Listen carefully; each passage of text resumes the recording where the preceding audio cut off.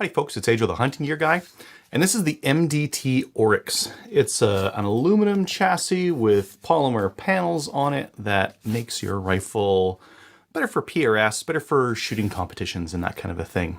I'd actually been looking at one of these when I was making this 1022, but the price was a little bit up there, so I decided to get the Magpul X22 Hunter.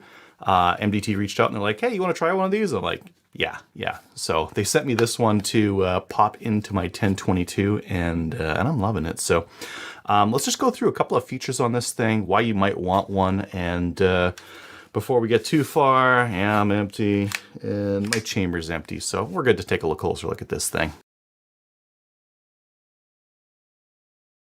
All right, first let's look at this buttstock. Now the buttstock is integrated with it. Some of the other MDT offerings, this is separate, but this is all the whole shebang. Just kind of comes with it. The buttstock is adjustable, so the cheek rest can be adjusted up or down using these two screws here. Now these are Allen screws, but you can order like knobbies from the factory. I would order the knobbies because it'll just make it easier to move this cheek rest. If you don't envision having to move it a lot, I guess the Allen keys would be fine. They're nice and low profile, right? Same kind of deal goes with the butt pad on here, so you can pull this off and stick shims in it, just like a lot of the Magpul offerings and a lot of the other different rifles these days. You can get a factory kit for those. I find that the length of pull on this one seems okay for me. Maybe a little bit longer would be nice, but that's your option there. The bottom does come with M-LOK, and you can see I've got, this is what I've put on here.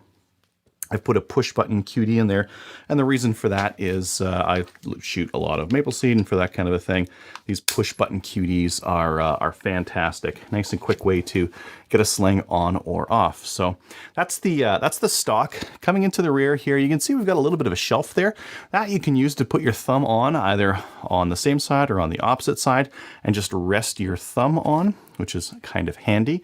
It does come with a grip. You can use other grips. You can't use the beaver tail ones. It's gonna have to be a straight style AR grip, but yeah, you can just swap those out if you want to.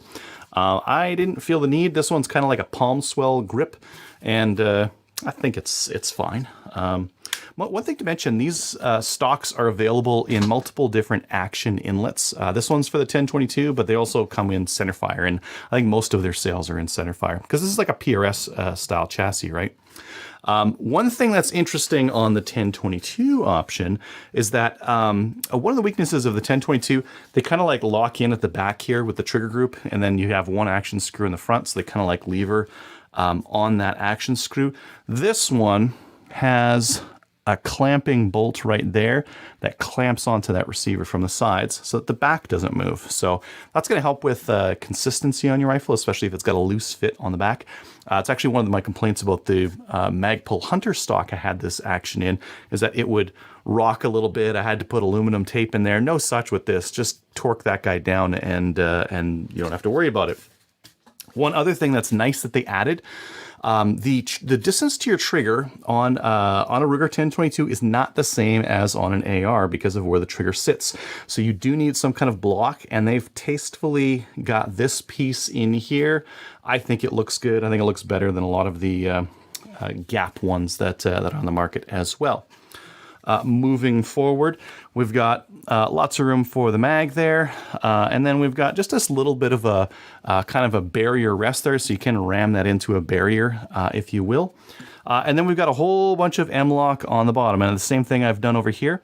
I've chosen to put a QD cup on there so that I can pop my sling on and off if I so choose. Now, there's a better option for this, and the option is available from the factory, and that's to get an Arca rail for the whole bottom. And that's the way I would go. I would get the factory Arca rail. There is a little bit of a bend. I don't know if you can see that here, but it's a little bit curved on the bottom here. So the factory Arca rail will fit that profile better. And Arca's awesome. It's kind of like a camera mount. It's a bit of a bigger, beefier mount to it, and there's lots of different stuff that's available on the PRS market for it now. In terms of barrel relief, yeah, there's enough for, I think, what did I say, 1.25? There's enough room here to free float a 1.25 inch barrel. So for like a Ruger 1022 like this, most of these are like 0.9 or 0.92. Yeah, gobs and gobs of room to free float along there. This is more for a centerfire rifle. So for a centerfire rifle, you're gonna have lots and lots of room. And you can see with a 16-inch barrel, I'm just poking out the end of this thing. So lots and lots of forends to hold on to this thing. You can pretty much Chris Costa like C-clamp this thing if you really want to, way out there. Now it does come with these plastic panels here. I like them. So one, you can change the color if you don't like the, what is this, ODG, OD green? I think that's what color you would describe this as. You can change that out if you want. But the bigger thing, I just prefer plastic on my hands. I'm in Northern Alberta here. I hunt in the cold, I shoot in the cold. And if you put your hand on an aluminum forend in the cold, it just sucks the heat out of your hands. Even with gloves on, it just pulls it right out. So a little bit of plastic on the forend, I like. Rubber grip. This means that you're not going to be getting really, really cold hands holding your rifle waiting in the cold. So I do like that. Some PRS shooters do use their PRS rigs for hunting, familiarity and all that kind of thing, repetition. So they like to use their gamer rig for hunting, which, you know, all the power to them. So there's that to think about as well.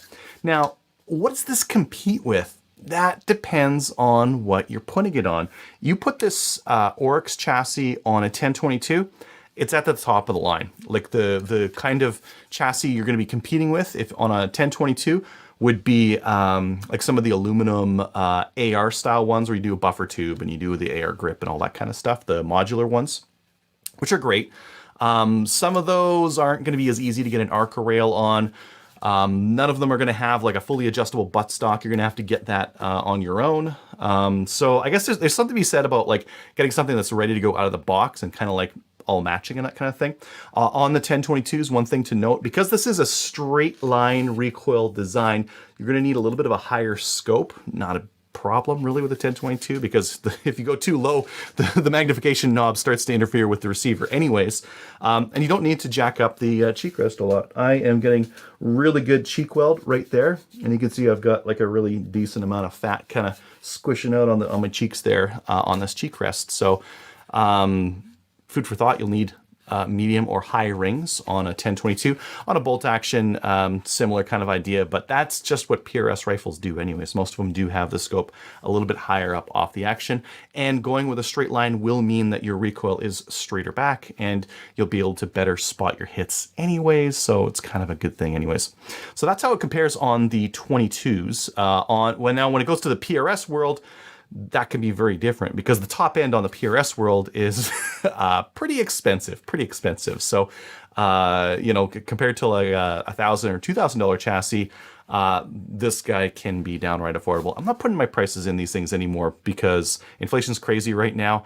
The price I give right now might change in a year. I did the same thing on my SKS video. Started talking about the SKS as if it was $250 and people 1 year later were pissed off at me. So go look up the price right now if you want to take a look at this thing.